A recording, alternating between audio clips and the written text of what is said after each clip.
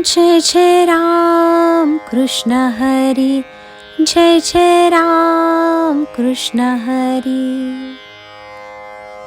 नित्य नेम नामी ते प्राणी दुर्लभ, लक्ष्मी वल्लभ तया जवळी. नारायण हरी भक्ती मुक्तीचारी घरी त्यांच्या. हरिविण जन्म नरकाची पैसाणा, यमाचा पाहुणा प्राणी होय. ज्ञानदेव पुसे निवृत्तीसी चाड, गगनाहुनी वाड नाम आहे. हरिमुखे म्हणा पुण्याची गणना कोण करी. नित्य नेमनामी ते प्राणी दुर्लभ, लक्ष्मी वल्लभ तया जवळी. ज्ञानोबा म्हणतात, जे नित्य नेमाने नामजप करतात, अखंड जप करतात, असे जे साधक आहेत ते दुर्लभ आहेत. दुर्लभ म्हणजे ते सहजासहजी पाहायला मिळणार नाही. म्हणून अखंड नाम घेणारा मनुष्य सहजासहजी पाहायला मिळत नाही. आणि बघा, तुम्ही अखंड नामजप करायला लागलात ना, मग तुम्ही बसलेले असाल, झोपलेले असाल, काम करत असाल, जेवण करत असाल, कुठल्याही स्थितीमध्ये असाल आणि तुम्ही जप करीत असाल, तर तुमच्या तोंडामध्ये दुसरी कुठलीही अक्षरे येणार नाहीत, कुठलेही वचन येणार नाही. कारण जिव्हा तर एकच आहे ना, तोंड तर एकच आहे. मग त्या तोंडाने जर नामजप करता आहात, तर मग दुसरे शब्द कसे काय येतील तेथे? म्हणून दुसऱ्या शब्दांना तेथे जागा नाही. त्या बिळामध्ये फक्त नामच राहते.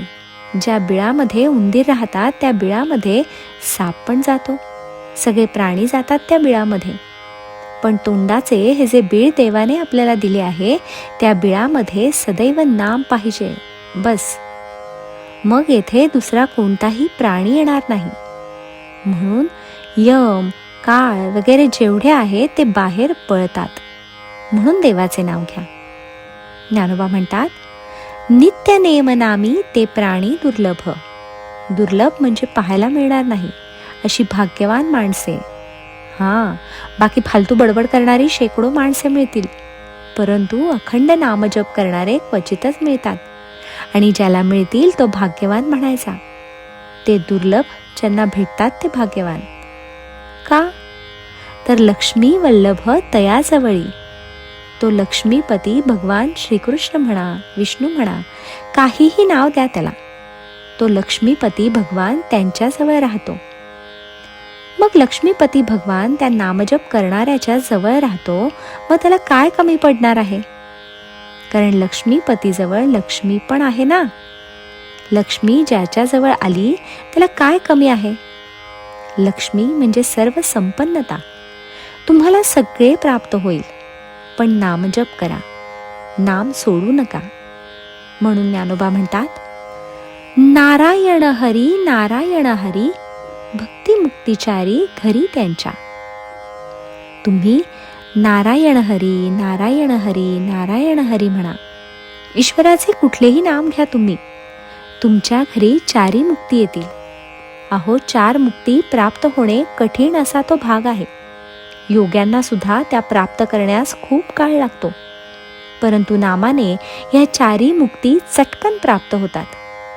कारण लक्ष्मी वल्लभ जवळ असतो. मग ते इतके जवळ असताना तुम्हाला 4ही मुक्ती मिळायला काय वेळ लागणार? नामाने मुक्ती प्राप्त होते असे ज्ञानोबा म्हणतात. जय जय राम कृष्ण हरी, जय जय राम कृष्ण हरी.